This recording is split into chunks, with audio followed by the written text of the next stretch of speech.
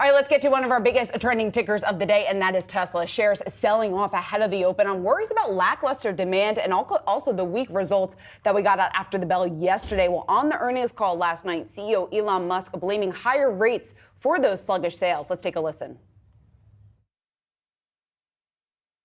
It's not that people don't want it. We have tons of we have lots of people who want to buy our car but simply cannot afford it. As interest rates drop and that monthly payment drops, then they're able to afford it and they buy the car. It's pretty straightforward.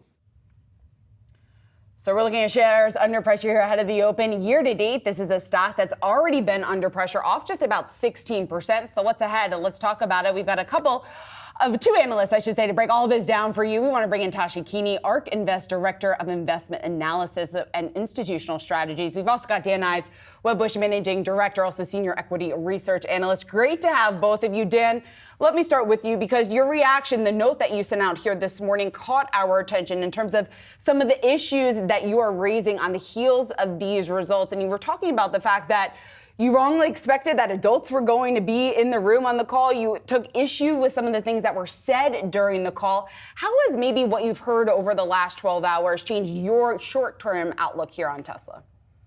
Look, you need communication. What the margin guidance is ultimately going to be, how many more price cuts. And I think that's the frustration. At a time that investors need adults in the room, it felt more like preschool. And I think that was a conference call. You're going to see pressure on the stock. The long-term story doesn't change. And Tasha, I'm sure you'll agree. But in the near term, the bears win. I'll put this question to both of you, Dan, just because you brought this up a moment ago and we mentioned this in the intro. Is it as simple as interest rates not being in Tesla's favor, or is there something else at play within the broader EV demand landscape? I'll go to you, Dan, first, and then I'll get your thoughts, Tasha. Look, demand overall has actually been pretty strong relative to, if you think about how bad it could have been, 35% plus growth, call it 18, 20% this year for 24. The reason the stock's down, it's because of margins. And I think 80% of the reason the stock's down is communication, 20% results. Tasha, I want to get your thoughts on that as well. And I'll layer on perhaps this additive. A new model, is that really going to spur demand the way that some investors were hoping for or might have anticipated? Yeah, well, I think, Dan said it, right? I think that the focus should be on the long term here. And a lot of investors currently right now are focused on the short term.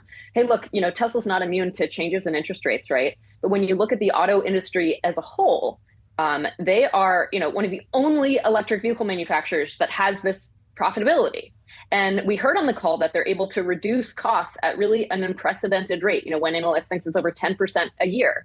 And they said they see further opportunity for cost reduction. So, they've cemented their lead in electric vehicles. I think if you want to talk about the next year or so, we should be talking about robo-taxis, right? We heard that full self-driving version 12, their latest version of autonomous driving software, is going to roll out to more customers in North America soon. I think that shows confidence in their autonomous capability. And as you know, we think that's a multi-trillion-dollar opportunity. We also heard that Optimus might ship next year.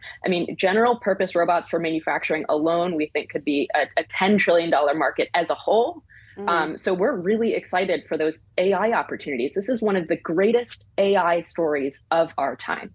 And Tasha, you've been a long-term bull here on Tesla. But Dan, let's talk about what is going to happen here over the next 1 or 2 years, because 2024, it looks like from the commentary there, it's going to set up to be a very challenging year, or a challenging year, I should say, for Tesla. Is 2025, is that going to look much better?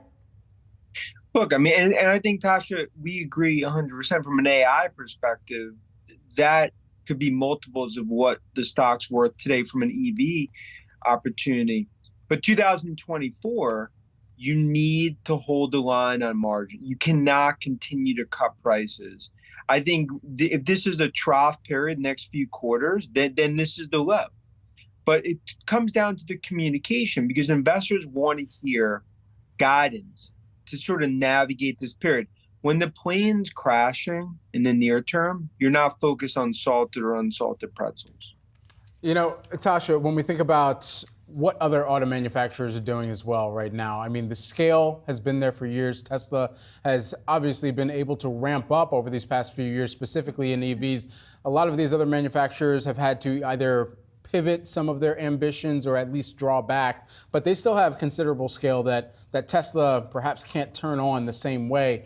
How are some of the other manufacturers, Ford, Stellantis, GM, how's what they're doing perhaps one of the larger kind of clouds that continues to loom over Tesla and the larger demand environment as well?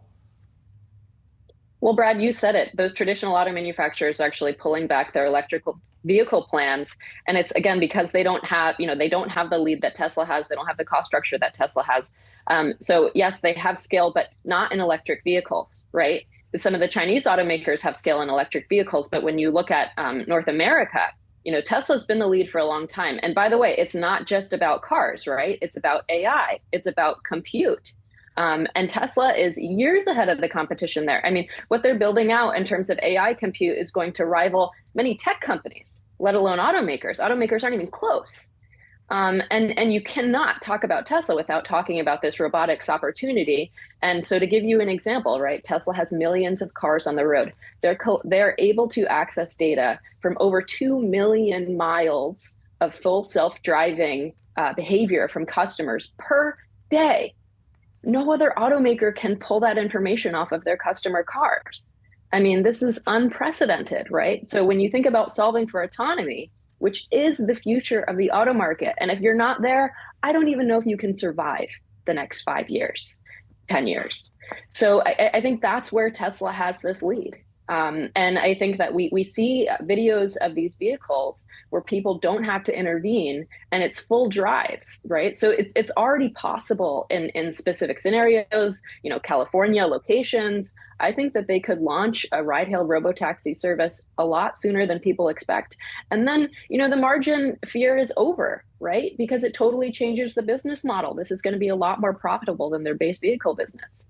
All right, we're going to continue to track ultimately when they get to some of those big milestones. I thought we would have had autonomous robotaxis by now already. That's what I was told or sold by Tesla, but we know that there have been some hiccups in the road here. We could continue to discuss this all day. We know it's going to be trending throughout the morning and throughout the rest of today's trading session. Tasha and Dan, thanks so much for kicking off today's show with us. We appreciate it.